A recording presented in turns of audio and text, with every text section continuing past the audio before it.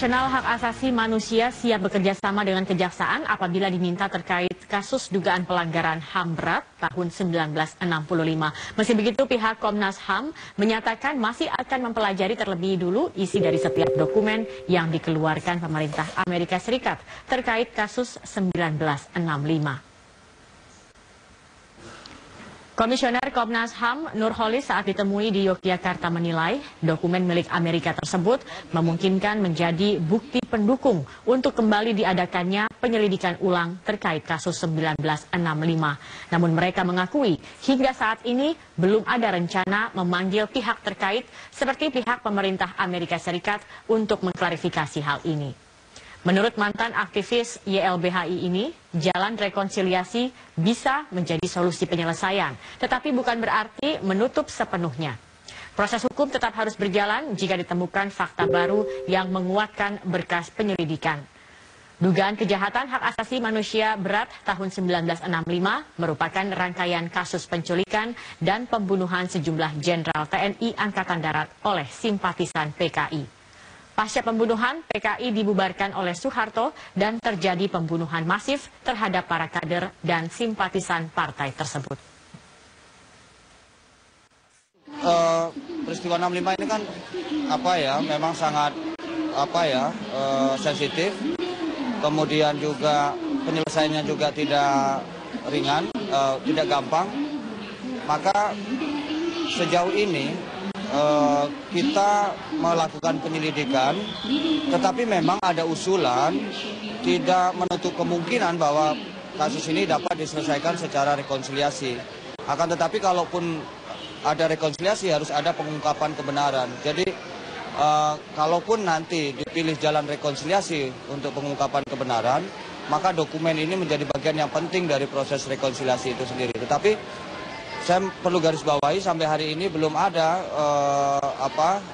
kesepakatan kasus ini akan diselesaikan secara rekonsiliasi. Komisi 1 DPR mempertanyakan motif dan tujuan Amerika Serikat membuka dokumen rahasia terkait tragedi 65. Sementara Menteri Pertahanan akan meminta penjelasan Amerika terkait publikasi dokumen rahasia tersebut. Anggota Komisi 1 DPR Syarif Hasan mempertanyakan motif dan tujuan pemerintah Amerika Serikat di balik pembukaan dokumen terkait peristiwa tahun 1965. Syarif menilai luka lama sejarah kelam Indonesia tidak perlu lagi diungkit. Masalah peristiwa 1965 ini kan sudah selesai, ya kan, dan sudah jelas. Tidak perlu lagi ada pro dan kontra. Sudah jelas semua dan ada ketetapan MPR-nya. Jadi tidak ada lagi istilah mengotak-ngatik sesuatu yang sebenarnya tidak perlu. Sebelumnya Menteri Pertahanan Ria Mizar Triakudu mengaku akan meminta penyelidikan 1965 yang seharusnya menjadi rahasia. Ya kalau misalnya, ya pasti saya tanyakan lah. Kalau saya ke Amerika atau segala macam pasti saya tanyakan.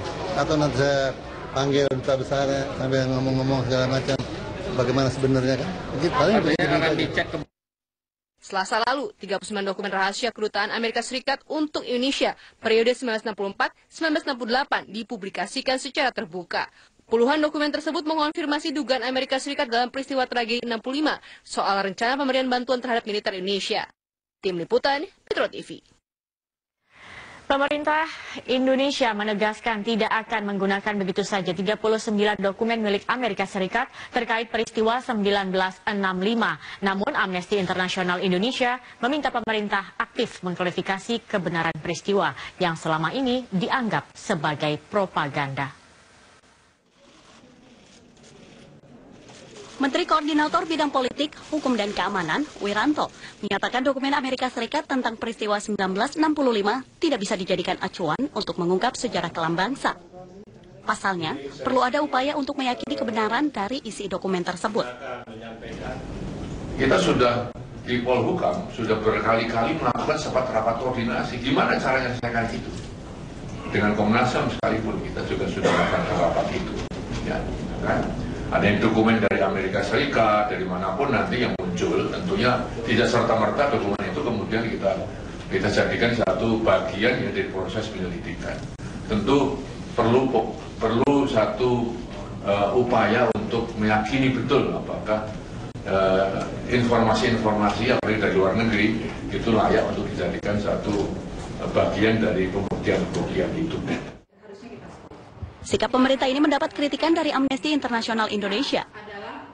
Mereka meminta pemerintah lebih tangkap dalam menelusuri fakta baru atas tragedi 1965, termasuk menelusuri kebenaran 39 dokumen yang dikeluarkan oleh Amerika Serikat. Jadi yang penting bukan dari mana datangnya dokumen itu, tetapi apakah isi dokumen itu benar adanya, gitu.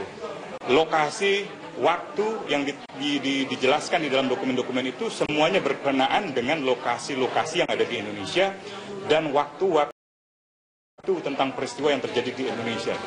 Nah, karena itu menyangkut Indonesia, itu juga menyangkut harkat martabat kita, dan itu sangat penting untuk kita membuka momen baru untuk mengungkap pelanggaran HAM di masa lampau, khususnya yang terkait dengan peristiwa 65 dan 66.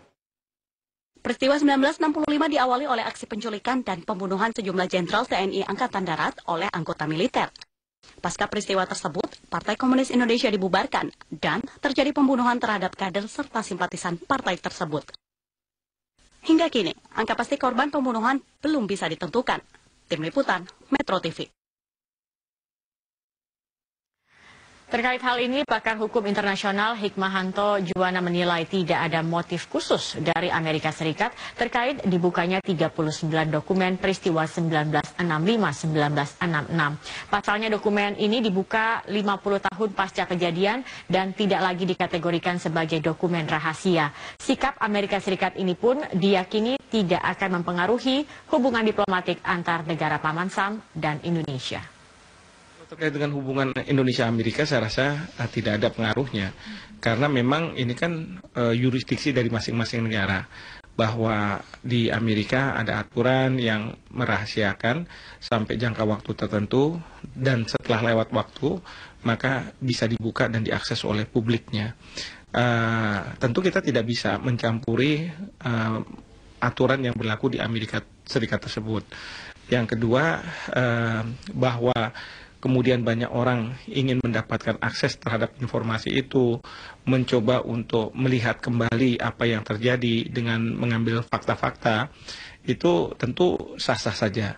Tetapi ini tentu harus dilihat dalam konteks pada saat itu kebanyakan dokumen bukanlah dokumen yang sifatnya primary gitu ya, yang utama, tetapi ini dokumen-dokumen yang merupakan laporan-laporan dari para diplomat Amerika Serikat ke pemerintah pusatnya. Jadi para diplomat itu juga bisa punya subjektivitas yang perlu diverifikasi apakah benar. 3 lembaga yang mengurusi arsip rahasia negara membuka catatan Kedutaan Besar Amerika untuk Indonesia pada 1964 hingga 1968.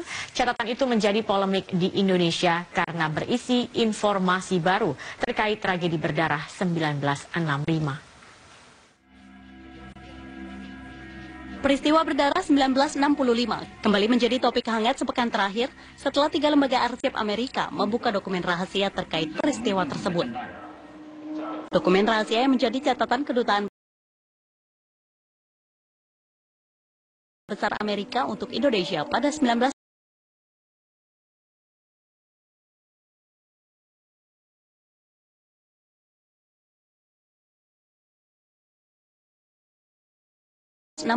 hingga 19 Soeharto dalam kasus tersebut.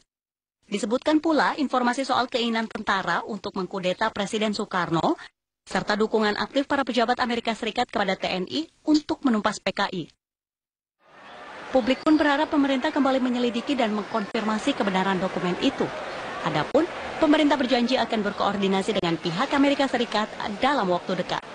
Tim Liputan, Metro TV. Ke informasi lain, pemirsa, Indonesia Corruption Watch mencurigai rencana pembentukan detasemen khusus tindak pidana korupsi Polri untuk menggantikan keberadaan Komisi Pemberantasan Korupsi. Apalagi wacana ini muncul ketika lembaga anti rasuah tengah menangani mega korupsi KTP elektronik. Di sela-sela sebuah diskusi di Jakarta, peneliti ICW Emerson Junto meminta Presiden Joko Widodo mengkaji kembali rencana pembentukan Densus Tipikor Polri. Terlebih keberadaan lembaga itu nantinya akan menabrak regulasi, khususnya Undang-Undang Kejaksaan. Menurut Emerson, jika DPR dan Polri tetap menginginkan pembentukan Densus Tipikor, maka sebaiknya Densus Tipikor Polri berkonsentrasi menangani kasus dugaan korupsi di internal Polri. Dengan begitu, Densus Tipikor Polri tidak menabrak undang-undang yang ada, serta justru memperkuat kerjasama dengan KPK. Lingkupnya masuk ke pencegahan dan juga penuntutan, ini sangat mungkin melabrak beberapa regulasi atau khususnya undang-undang kejaksaan. Nah, kemudian yang lain juga soal keberadaan Densus Tipikor ini kan muncul ketika KPK sedang dilemahkan.